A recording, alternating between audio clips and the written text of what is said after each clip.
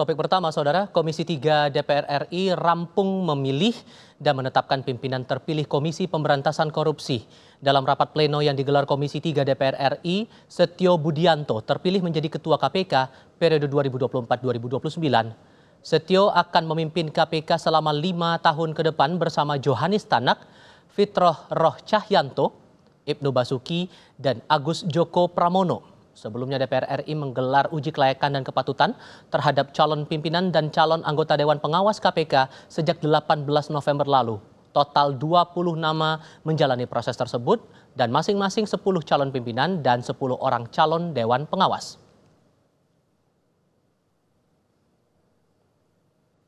Komisi 3 DPR RI memilih untuk merekomendasikan 5 orang calon Dewan Pengawas KPK masa jabatan tahun 2024-2029, yaitu yang pertama Beni Joshua Mamoto, kedua Siska Mirawati, ketiga Wisnu Baroto, keempat Gus Rizal, kelima Sumpeno. Setuju? Sebelumnya, Setio Budianto menyebut operasi tangkap tangan atau OTT masih diperlukan, namun KPK harus selektif pada kasus-kasus besar dan meminimalisasi kesalahan. Hal itu diungkap Setio saat menjalani uji kelayakan dan kepatutan di Komisi 3 DPR RI. Kenapa diperlukan? OTT adalah pintu masuk terhadap perkara-perkara yang diperlukan untuk bisa membuka perkara yang lebih besar. Memang OTT ini tidak perlu harus banyak gitu, betul-betul selektif, prioritas gitu, tapi masih diperlukan untuk saat ini. Ya, betul-betul selektif prioritas dalam rangka mengantisipasi hal-hal misalkan adanya pra-peradilan dan lain-lain, tapi betul-betul selektif. Ya, dilaksanakan secara rigid, secara bersih, ya, tanpa melakukan hal-hal yang meminimalisir kesalahan. Berbeda dengan Setio Budianto, pimpinan KPK terpilih Johanis Tanak justru berencana menghapus operasi tangkap tangan. Menurutnya upaya penindakan KPK cukup dilakukan dengan rangkaian penyelidikan dan penyidikan. Pengertian tertangkap tangan menurut KUHP adalah suatu peristiwa yang terjadi yang seketika itu juga pelakunya ditangkap dan pelakunya langsung menjadi tersangka.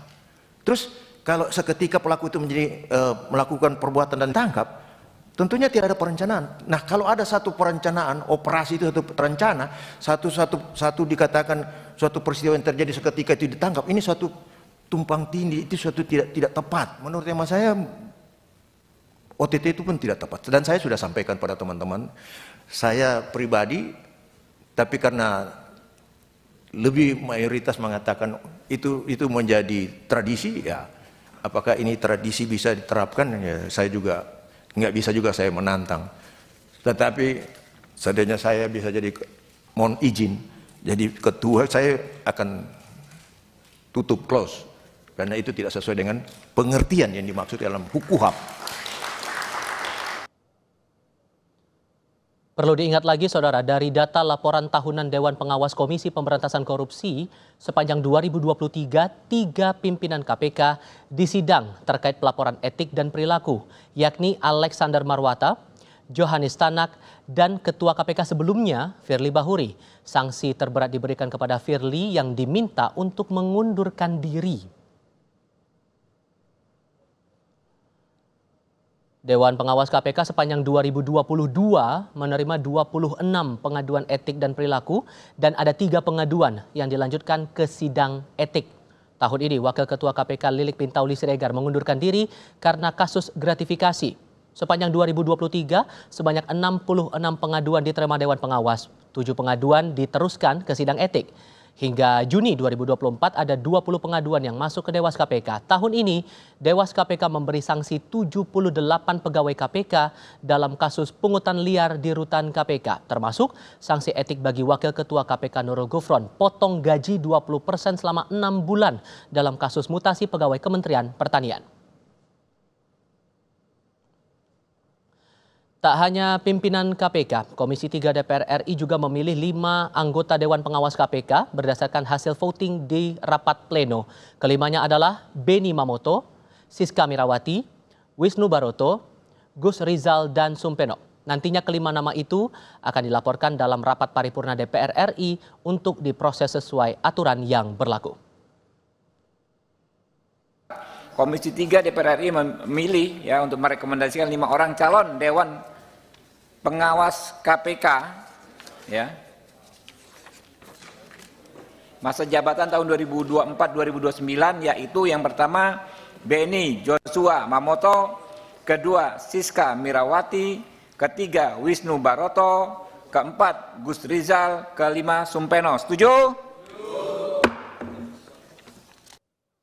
Komisi 3 DPR RI memilih untuk merekomendasikan 5 orang calon Dewan.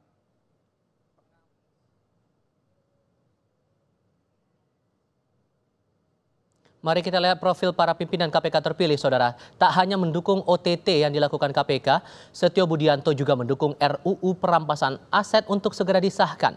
Perwira Polri Bintang 3 yang kini bertugas di Itwasum Polri ini juga bakal meniadakan lift khusus pimpinan KPK di gedung KPK.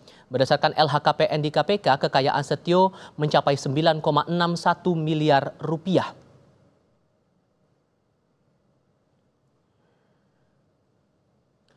Sementara LHKPN yang dilaporkan di KPK, kekayaan Fitroh Roh Cahyanto mencapai 5,05 miliar rupiah. Fitroh merupakan jaksa fungsional di Jaksa Agung Muda Tindak Pidana Khusus Kejaksaan Agung sejak 2023.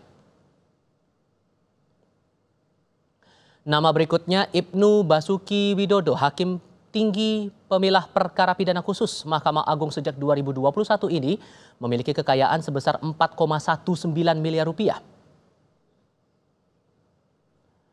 Berikutnya LHKPN yang dilaporkan di KPK untuk kekayaan Johanis Tanak mencapai 11,21 miliar rupiah. Tanak merupakan Wakil Ketua KPK periode 2022 dan sempat menjabat sebagai Direktur Tata Usaha Negara di Jamdatun Kejaksaan Agung. Saat uji kelayakan dan kepatutan kemarin, Tanak sempat melontarkan wacana untuk menghapus operasi tangkap tangan lantaran dianggap bertentangan dengan Kitab Undang-Undang Hukum Acara Pidana atau KUHAP.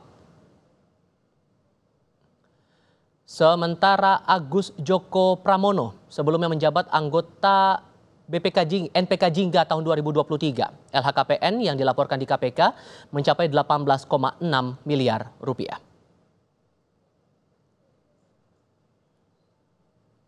Kita beranjak ke topik lainnya, Saudara.